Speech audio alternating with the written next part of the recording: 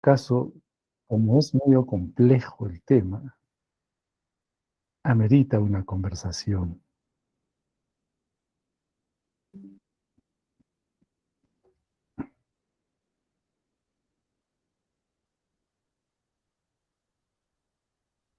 Como les acabo de comentar,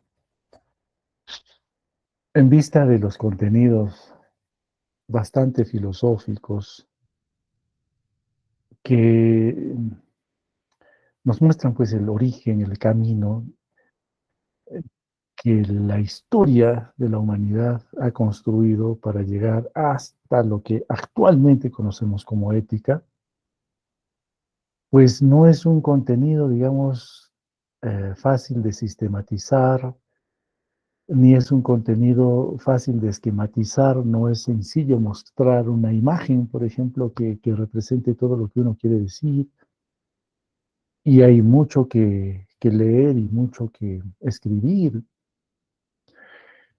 Entonces,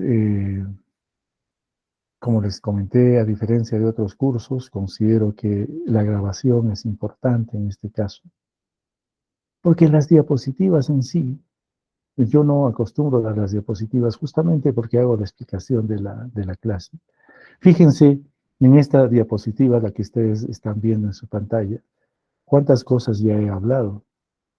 Pero si solo tuvieran la diapositiva, ven esta diapositiva y solo les dice tipos de reflexión ética y ahí terminó. Creo que lo valioso es justamente la explicación. Y más aún, como les comento, en temas que requieren algunas palabras complicadas, que requieren interpretación de lo que se escribe, a pesar de que me estoy esforzando por escribir lo más sencillo posible. Por eso también estamos grabando, ¿no? Ahora, en las cosas que son más importantes que otras, siempre resalto, ¿no? Siempre les digo, esto es importante, esto es lo que deben saber. Entonces ahí hacemos un hincapié para, digamos, resaltar. Honestamente, no sé cuántos de ustedes tomarán nota de lo que hacemos o no. Me imagino que de todas maneras algunos de ustedes tomarán nota de la clase y otros simplemente escucharán confiando, me imagino, en una gran capacidad de memoria. Eh, pero bueno, cada quien tiene su estilo. Lo importante no son los estilos. Lo importante es que los contenidos que conversamos sean útiles para ustedes ahora y principalmente en el futuro, ¿no? Bien, entonces estamos ya camino a lo que es actualmente la ética. A partir de aquí, hasta el primer aporte, vamos a completar conceptos de ética ya entre lo que todavía es historia, pero principalmente lo que ya es actualmente, la concepción actual. Eso nos falta y también nos falta un poco de teoría exclusiva sobre moral. Como ustedes habrán visto, no es tan simple de hacer esa separación. Entonces, sí, siempre voy a recordarles lo siguiente. Si a través de la axiología nosotros hemos visto lo que son los valores y los principios desde el punto de vista histórico, ¿no?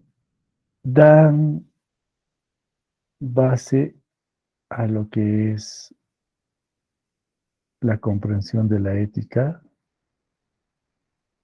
y la moral. O sea, no podríamos hablar de ética ni de moral si previamente no comprendemos lo que son los valores y los principios. Y estamos camino a eso. En la siguiente conversación, en la siguiente clase, vamos a ver que hay paradigmas en la ética. Hay dos paradigmas. Y ambos, principalmente el primero que veremos posteriormente, ya comienzan a explicar cómo la ética actualmente asume los valores y los principios. A eso estamos caminando y nuestro gran futuro, por supuesto, es poder lograr que tanto el individuo, o sea, ustedes, es decir, la persona o nosotros, más el profesional, o sea, los médicos, nuevamente ustedes o nosotros, ambos puedan tener,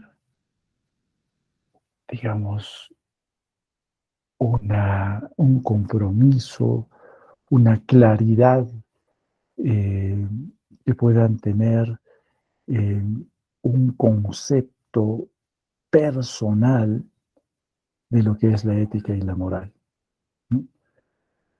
Ese es el gran objetivo, ¿no? Ahora, de todo eso, lo que tomen o lo que dejen, esa es vuestra decisión, ¿no?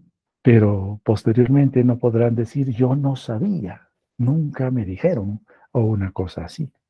Y lo otro, lógicamente, el esfuerzo que estamos haciendo, tanto ustedes como quien les habla, es de que posteriormente no sea pues un curso vacío, un curso que lo han llevado por llevar, y cuando sean profesionales, porque esto va a suceder, y esto lo veo con mucha frecuencia, ya sea cuando estén internados, ya sea cuando estén en el SERUM, o cuando ya trabajen como médicos asistenciales, muchas veces decimos, oye, en la universidad no me han enseñado nada. No, todo lo que estamos acá, estamos haciendo acá, lo que estamos viendo en la vida cotidiana dentro del hospital, es otra cosa. Eso es lo que eso no me han dicho en la universidad. En mis cursos quiero, en lo posible, evitar eso, ¿no? Y que de alguna manera en su vida cotidiana médica, ustedes digan, sí, pues sí, esto sí he revisado, ¿no? Sí, sí sabía. Ahora, lógicamente, van a ampliar, ustedes van a completar, van a profundizar conceptos, eso ya es otro asunto. Pero en el pregrado les damos la base. Entonces, este comentario va de la mano con una palabrita que hemos puesto acá, que es la reflexión, ¿no? Y les he estado comentando en todas las clases, finalmente después de cada concepto o con cierta frecuencia, reflexione. ¿Qué les parece lo que dice tal o cual? ¿No? Entonces seguramente lo están haciendo, por lo menos durante la clase, ¿no? Bien, ¿cuál es el camino hacia la ética actual? ¿No?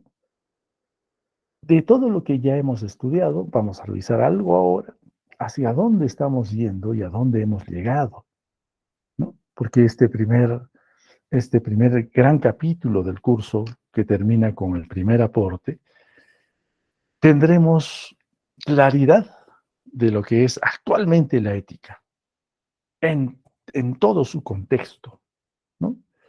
Porque en el segundo capítulo y en el tercer capítulo del curso, vale decir, para el segundo y tercer aportes, ya vamos a tratar aspectos específicos, ¿no? Bastante precisos de interés nuestro también. En el segundo, trabajaremos todo lo que es ética en investigación, porque todos los médicos de una u otra manera hacemos o participamos en investigación y estamos obligados a saber esos preceptos.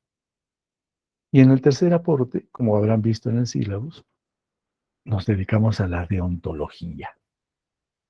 Es decir, ahí sí, yo como médico, ¿qué preceptos debo seguir específicamente en la medicina?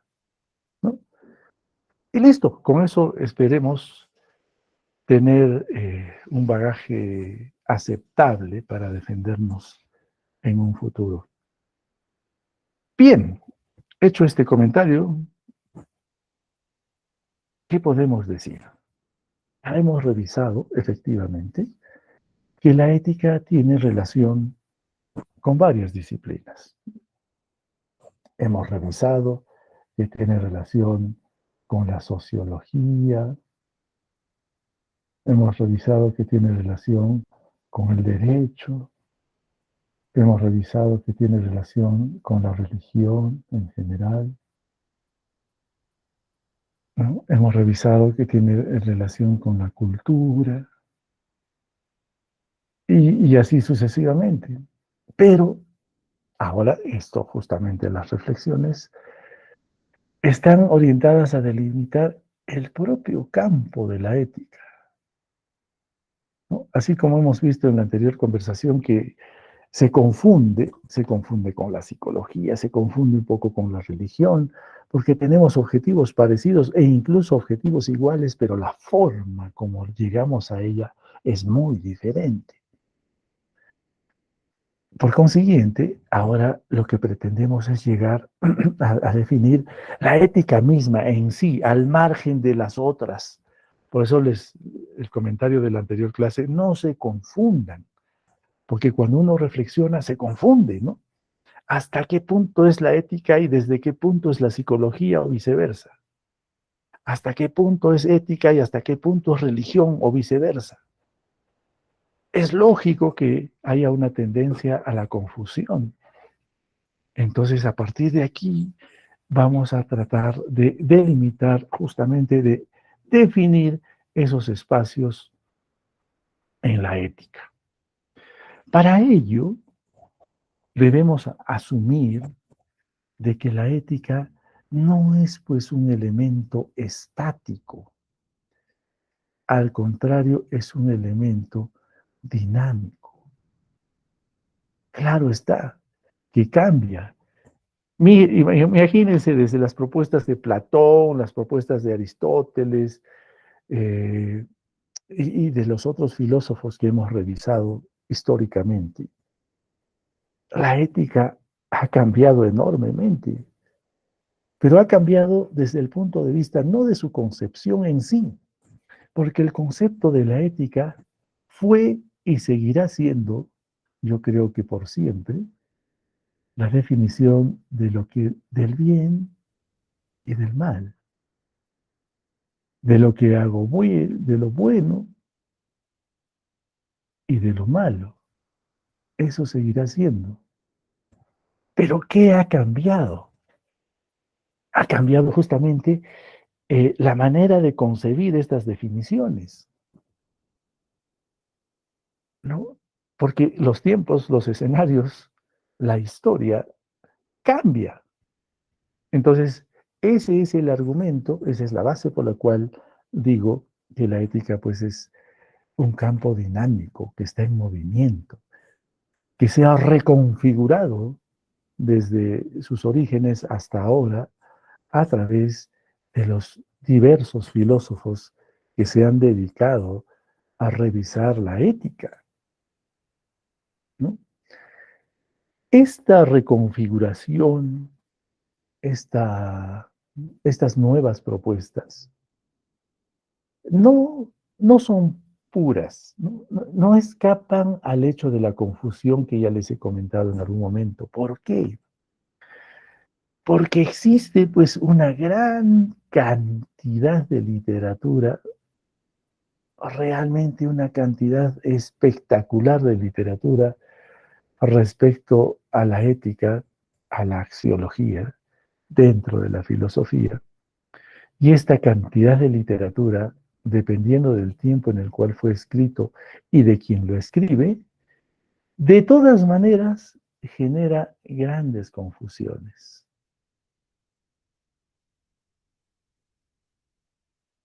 Y es algo que queremos evitar en el curso. Por eso es un curso. Imagínense si yo tuviera que decirles, bueno, hay este libro, este aquel y estos 5 libros, formamos grupos de 10, el primer grupo lee este libro, el segundo grupo el otro, el tercer grupo el otro, y así. ¿Se imaginan? Al final se pasarían leyendo algo que poco o nada van a entender y que en el conjunto de la clase finalmente van a tener conceptos y opiniones probablemente diferentes, que lo único que van a llevar es a lo que dice aquí, a la anarquía. Entonces, por eso es que la tarea del profesor es que esto no suceda, y por eso es que estoy pretendiendo hacer un contenido uniforme, un resumen de resúmenes, para que ustedes tengan una idea clara de lo que es la ética. Que de este curso no salgan confundidos. Ahora, evidentemente, como les comenté, creo en algún momento, si ustedes van a hacer posteriormente un doctorado, más aún si van a hacer un PhD, van a revisar filosofía y van a revisar ética a profundidad, pero eso será en su momento, ¿no? Ahora no están ustedes haciendo un doctorado, ni es un curso de filosofía. Entonces, ustedes necesitan terminar el curso con las ideas claras. Y eso es lo que se pretende, ¿no? Bien. Por consiguiente, todas estas propuestas que han siendo implementadas a lo largo de la historia y principalmente a partir del Renacimiento, como lo comentamos, desde el Renacimiento para adelante, pues la humanidad ha avanzado espectacularmente en muchos aspectos. Y no se escapa, por supuesto, el aspecto filosófico ni ético, ¿no? Entonces, todas estas propuestas que finalmente nos van a inducir a una valoración ética de lo bueno y de lo malo, necesariamente tienen como soporte una reflexión, porque luego serán consignadas como una norma de cumplimiento, para cumplir. Eso veremos en la siguiente y en la subsiguiente clase, ¿no?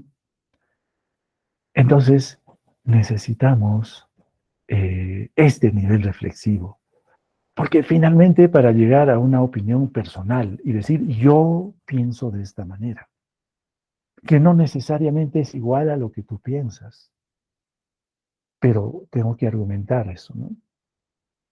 Bien, entonces estas valoraciones, ¿no? Generalmente cuando se aplican ya en la comunidad, en la sociedad, no se diferencian mucho, sino se incorporan de manera casi automática porque es algo que nos enseñan repetitivamente, ¿no? Y las cumplimos, ¿no? Es decir, por ejemplo, vemos a una persona en la calle, a un carterista, vemos asaltar a alguien, asaltar a una señora y escaparse con su celular, pues me imagino que todos nosotros, los presentes, en primer lugar nos vamos a sorprender tremendamente. Y vamos a decir, ¿cómo es posible que haga eso? Está mal, ¿no? Y luego tomaremos diferentes, primero pensamientos o de repente actitudes, que no necesariamente va a ser igual entre todos nosotros.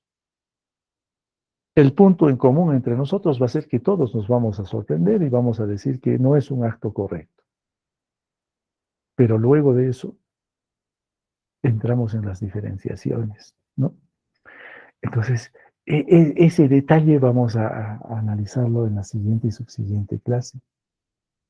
Y cuando nos ponemos a reflexionar, ese momento del ejemplo que acabo de darles, cuando hay una transgresión, si no hay esta transgresión, si no hay una falta, usualmente no hago, no hago un acto reflexivo,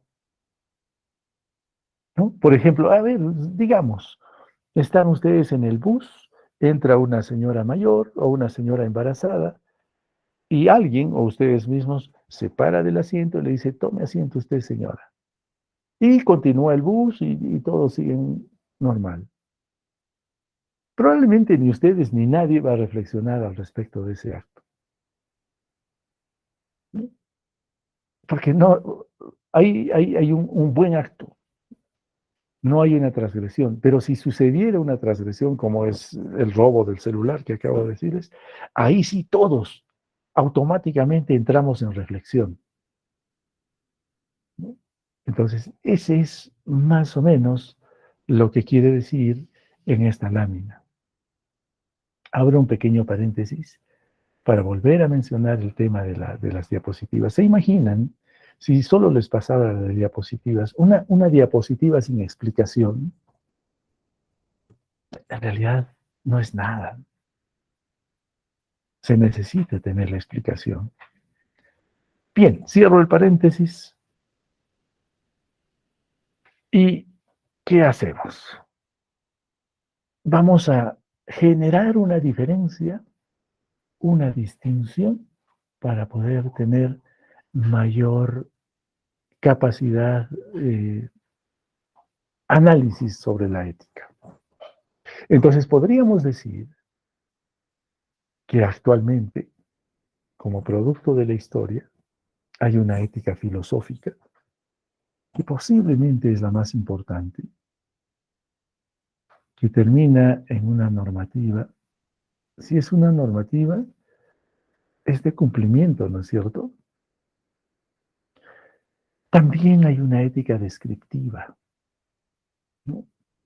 Que también lo que va a hacer es generar reglas que van casi de la mano. Ambos generan elementos de cumplimiento, pero la manera a través de la cual llegan a ella, eso es lo que las diferencia. A ver, veamos de qué se trata. A mi modo de ver, como les decía, la ética filosófica, pongámosle un poquito de interés allí, ese camino de lo que era historia y los conceptos que ya hemos revisado a los conceptos que ahora son. ¿Qué dice la ética filosófica?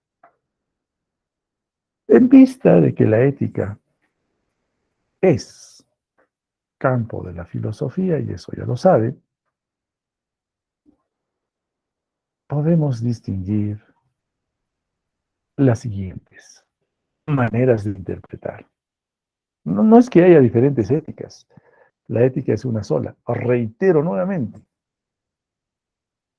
como producto de la ética, ustedes van a tener un juicio de valor, una valoración, y esa valoración va a decir, este acto es bueno o este acto es malo, en concreto. Entonces, si persistimos con ese horizonte, esa perspectiva, no nos vamos a confundir. Por consiguiente, si ahora les voy a presentar diferentes ética ontológica, ética deontológica, ética aplicada o la metaética, no significa que hayan diferentes éticas.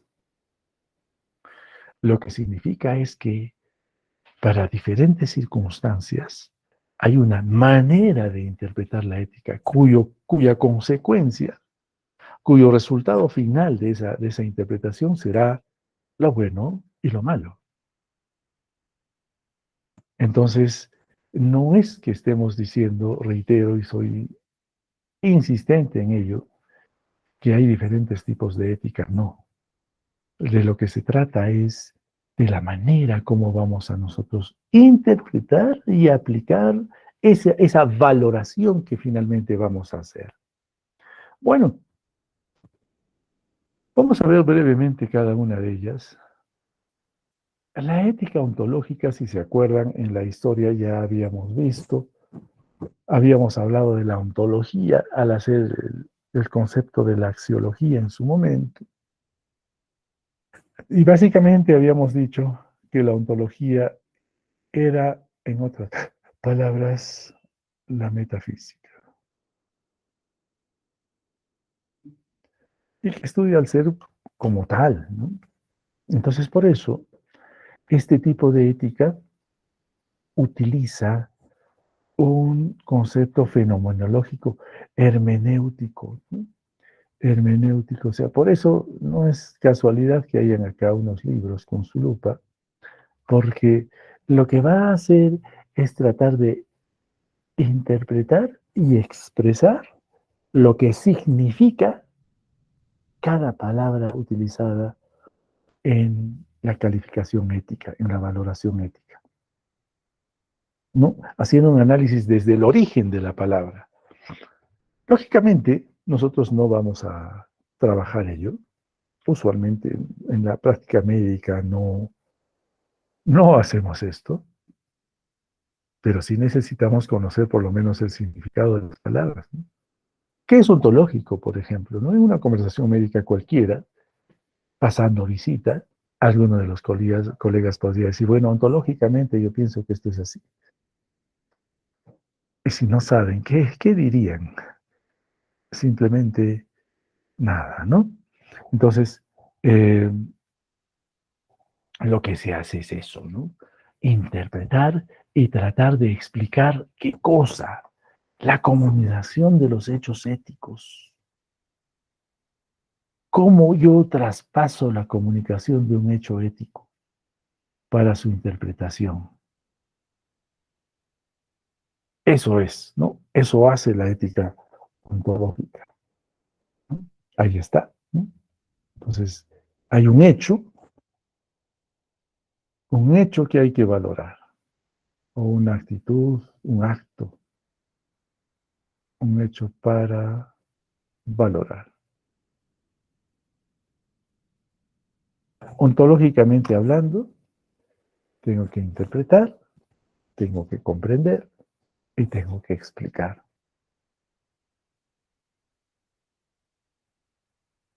Entonces, eso, ¿qué cosa explico? ¿Qué se explica? El sentido de la vida buena, ¿no? O sea, vamos a la razón de ser de la ética, desde el punto de vista ontológico, ¿no? Hermenéutico, como decíamos. Y para eso, pues nos ayuda mucho los conceptos antropológicos, ¿no? O los contextos históricos. Entonces, es simplemente apelar a argumentos que me van a permitir eh, entender de mejor manera el hecho en sí, el hecho sujeto de valorar, y me van a permitir explicarlos, ¿no? Al dar la valoración.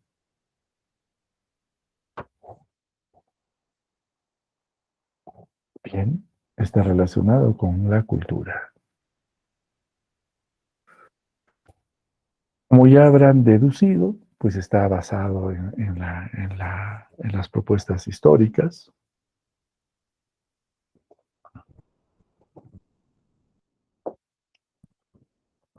que se complementan con las propuestas actuales, que son motivo de la siguiente y subsiguiente clase. Entonces, nuevamente, la reflexión para mi interpretación. Gran parte de lo que se propone en la ética moderna proviene de una interpretación ontológica. Bien. En cambio, la ética deontológica, que en realidad es a lo que nos vamos a dedicar en el tercer capítulo, por llamarlo de alguna manera, como lo comenté al inicio, pues está relacionada a la ética del deber, ¿no? Aquí está escrito todo, por un lado. Por otro lado, si está escrito yo debo cumplir, debo cumplir. Por otro lado, está íntimamente relacionada con la moral, como corresponde a la ética, y actualmente se utiliza mucho la deontología, pero a través de procedimientos. Claro, claro, necesariamente. Los procedimientos también son hechos, ¿no? Son actos. ¿Pero de qué tipo? Específicos, ¿no? Específicos. ¿Qué quiere decir? ¿No? Que como consecuencia vamos a distinguir lo bueno y lo malo, pero en la realidad lo que estos hechos específicos están orientados a qué? Al accionar profesional. Por eso son hechos específicos. Al accionar profesional, ¿no? Ahí Kant, que es uno de los impulsores de la ética moderna, después de él hay más modernos, por supuesto, diría que Kant es una especie de bisagra entre lo histórico y lo moderno.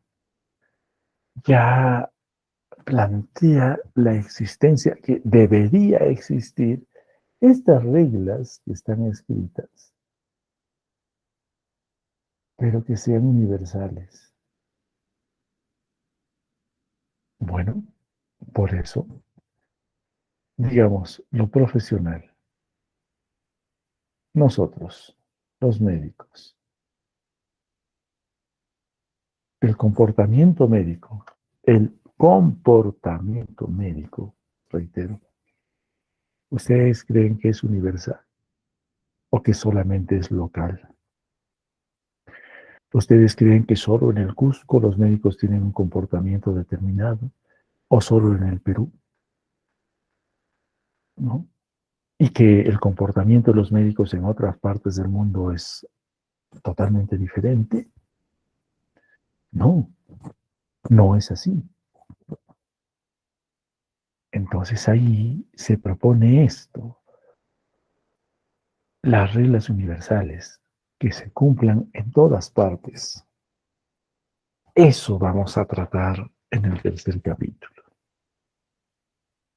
Bien, en cuanto al tercer tipo de explicación o de interpretación de la ética aplicada, pues aquí hablamos básicamente de la bioética. Entonces, de manera similar a lo anterior, la bioética nosotros vamos a tratar en el capítulo 2 de nuestro curso. Tenemos todo un capítulo gigantesco que terminará en el segundo aporte, dedicado íntegramente a la bioética. Entonces allí vamos a desarrollar ampliamente. Y recordaremos la clase de hoy, ¿no? Seguramente en más de una oportunidad voy a hacer alusión a nuestra conversación de esta noche. Porque solamente presento esta lámina, no hay nada más que decir, ¿no? Porque la razón de ser de la bioética está relacionada a las decisiones clínicas en medicina y en otras disciplinas, pero también en la investigación en seres vivos. Y ahí tenemos mucho que analizar y que conversar, porque tendremos que empezar a conversar ya, como les anuncié, a partir de la siguiente del siguiente aporte, ¿no? Entonces, vamos a dedicarnos un buen tiempo a hablar de la bioética como parte de la ética aplicada. En realidad, toda la ética es aplicada, pues, pero como se especifica estrictamente la bioética, esa es una manera de ética aplicada. Por ponerle, yo creo que es más una denominación académica que otra cosa.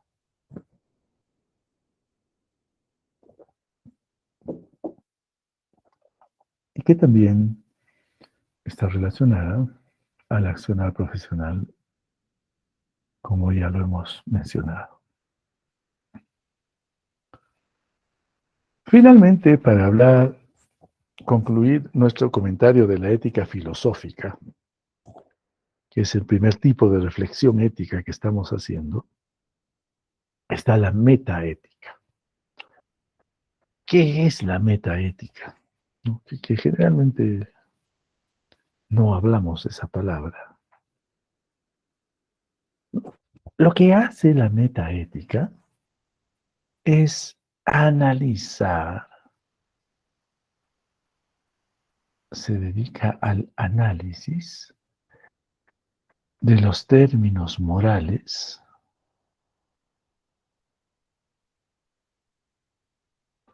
y del uso del lenguaje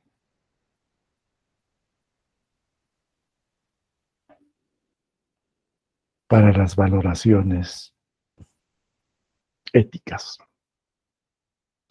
¿Cómo explico yo qué lenguaje utilizo para decir esto es bueno y esto es malo? Pues esa manera de expresar es la que se analiza a través de la metaética, ¿no?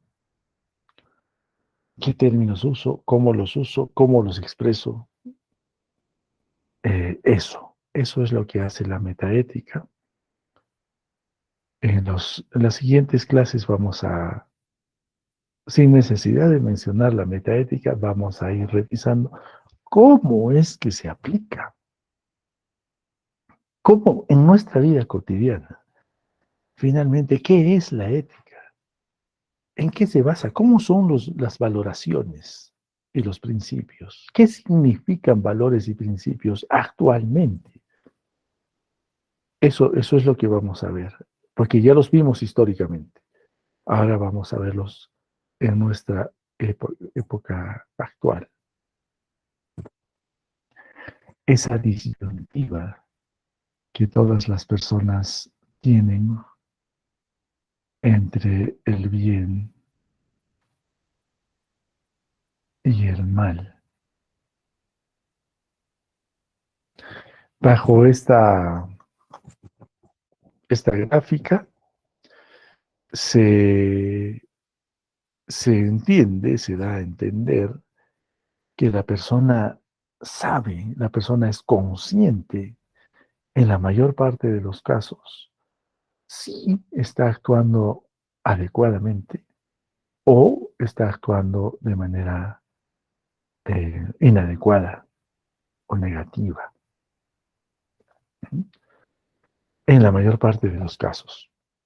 Evidentemente, no podemos obviar de que existen circunstancias en las cuales realmente o dudas si está bien o está mal lo que haces, o simplemente lo haces pensando que está bien sin ser consciente que en realidad está mal. Bueno, existe pues una multiplicidad de circunstancias que en la vida cotidiana nos exigen o nos inducen a tomar ese tipo de actitudes, de hechos, de actos. He ahí una de las aplicaciones de una formación en ética, ¿no? El acto reflexivo. Bien, entonces, en nuestra época, a partir del siglo pasado, aparece pues la metaética, ¿no? En el siglo pasado, y plantea esa teoría de la argumentación moral. Teoría de la argumentación moral. ¿Qué es lo que hace? Analiza el origen de los principios éticos. Por consiguiente, necesitamos saber cuáles son esos principios éticos. Y eso es lo que vamos a ver luego, ¿no? En las siguientes clases. Bien, hasta aquí lo que es la ética filosófica, este tipo de reflexión.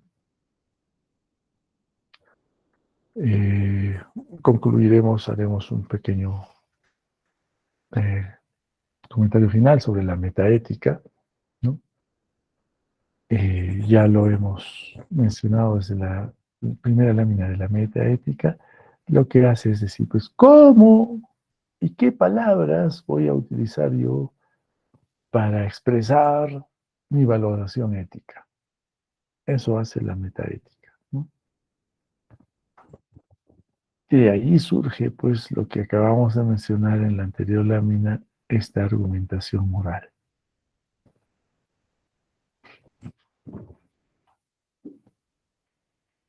Bien, por consiguiente, si voy a revisar, si voy a buscar las mejores maneras de expresar mi valoración ética, estoy filosofando,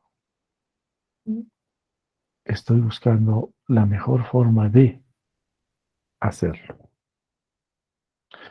¿no? A diferencia del procedimiento normativo, de la ética normativa, que la hemos revisado al inicio, ¿no? En donde ya, si está normado, quiere decir que ya está escrito, ¿no? Entonces, si está escrito, eh, no hace una valoración de un análisis del acto. Lo que hace es una aplicación, ¿no? Aplica los preceptos escritos. Entonces, de alguna manera, es neutral, por eso ponemos aquí, es neutral a una distinta posición moral. Porque podríamos decir, ¿sabes qué? Pero yo no estoy de acuerdo con esta norma, ¿no? Yo pienso diferente a la norma, pero ahí te dirá el conocedor o el que hace cumplir, dice, bueno, puedes estar en discrepancia con la norma, pero la norma está escrita, así que la cumples. Y punto. Eso es lo que quiere decir. Bien, decíamos hasta aquí el tema de la ética filosófica. Y ahora, para terminar nuestra conversación de hoy, un comentario sobre la ética descriptiva. Habíamos dicho que la ética filosófica es la más aplicada en medicina y en nuestra época contemporánea, como habrán podido deducir por las láminas que hemos revisado. En cambio, la ética descriptiva, pues, está un poco más alejada de nosotros, ¿no? Más está orientada a la valoración de las reglas sociales. Claro, eso no significa de que nosotros como personas estemos fuera de las reglas sociales. Evidentemente estamos dentro. Ni como médicos, ¿no? También, en menor proporción, porque, bueno, nuestro accionar médico es, digamos, en un ámbito muy específico de relación médico-paciente y no tanto de una relación social. Sin embargo, pues también participamos. Por esas dos concepciones es que les decía que la ética descriptiva está un poco más alejada de nosotros, a diferencia que la ética filosófica. Pues la ética descriptiva lo que va a hacer es analizar los conceptos, los conflictos, perdón, morales. hace un análisis de los conflictos morales,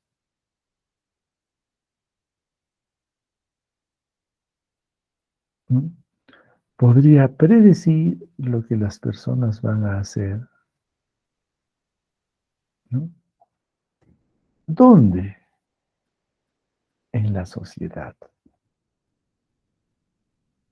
Entonces aquí entra lo que habíamos visto en la clase anterior, su relación con la sociología, su relación con la psicología. Por consiguiente, se complejiza un poco más. Y lo que va a hacer es eso, ¿no? Por un lado, describir, y lo que describe va a pretender explicar. En realidad, una descripción necesita una interpretación, una explicación, ¿no? No es, no es, no es autoexplicativo. A ver, voy a ponerles un ejemplo al margen de la ética, que es un ejemplo cotidiano. Todos ustedes, estoy seguro, bueno, la mayoría o muchos de ustedes, toman fotografías con su celular. Se hacen un selfie, etcétera. Bueno, en mis tiempos, esas fotos estaban en un papel, ¿no? Y mirabas la foto agarrando en la mano la fotografía. Bueno, la forma es lo de menos. Lo que interesa es la imagen, ¿no? Entonces, en este momento, cualquiera de ustedes podría ver cualquiera de las fotos que ha tomado y podríamos enviarnos, o me podrían enviar a mí una foto. Yo veo la foto, bueno, posiblemente están ustedes, hay dos o tres personas más, y hay alrededor ¿no? Un escenario que podría ser diverso. Hasta ahí llega lo que yo puedo ver. Yo veo esa foto y lo único que puedo decir es que está, digamos, en un parque, es de día, hay otras personas más, y posiblemente eso es todo, ¿no? Pero si necesito entender el contexto de esa fotografía, necesito que la persona que tomó la foto haga una descripción y me explique. Y solo así voy a entender. Eso quiere decir, jóvenes, lo que estamos mostrando en esta lámina. Es decir, la foto que ustedes me pueden mandar, me dirían, mire, doctor, en esa foto estoy yo, sí, ya lo sé. Pero además de esas dos, tres personas que me acompañan, son mis hermanos. Ah, eso no sabía. Y esta foto la he tomado en mi cumpleaños. Y justamente estábamos saliendo después de haber ido a un restaurante a comer un pollo a la brasa. Y estábamos saliendo de allí y después de eso nos hemos ido al cine, no sé, algo así. Imagínense, la foto no dice nada de eso. ¿Por qué? Porque requiere una descripción y una explicación. Entonces recién se entiende. Y eso es lo que pretendo un poco explicar en esta lámina dedicada a la ética descriptiva, ¿no? Que estos conflictos morales, el conflicto moral podría ser la fotografía. Hay un conflicto moral determinado y esa es la foto. Ese conflicto necesita ser descrito, necesita ser explicado, porque solo así, en primer lugar, voy a entender y en segundo lugar, voy a poder valorar y posiblemente sugerir una solución porque es un conflicto.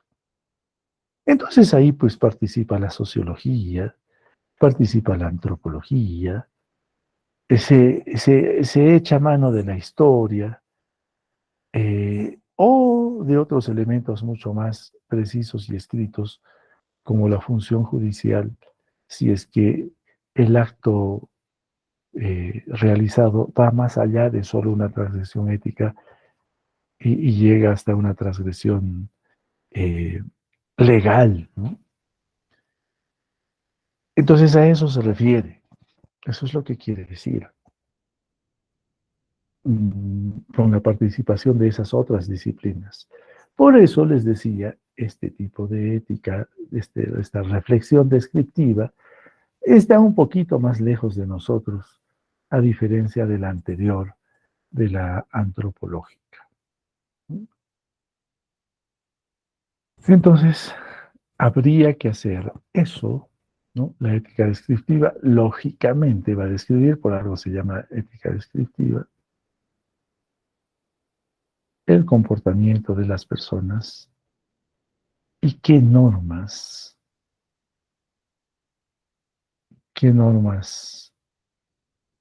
siguen o cumplen y qué normas transgreden.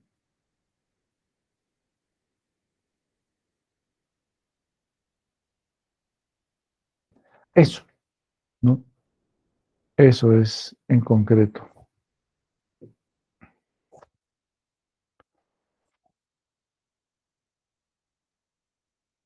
Consiguiente, los filósofos actuales dicen en futuro que la ética descriptiva debería, debería ser responsable de la crítica epistemológica, de la pretensión de neutralidad de las ciencias sociales. Entonces, aquí no se hagan problemas con lo que dice esta lámina. En palabras simples,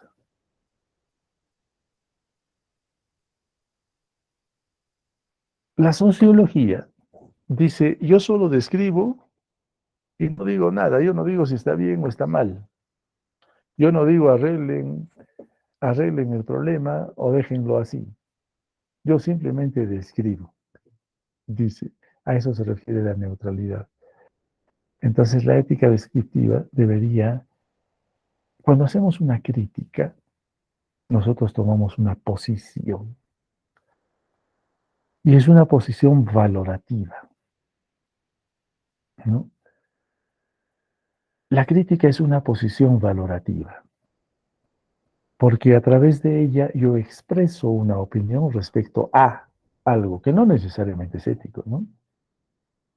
Puede ser, opino respecto a, no sé, al horario, opino respecto a una noticia en la televisión, opino respecto a cómo se viste mi compañero.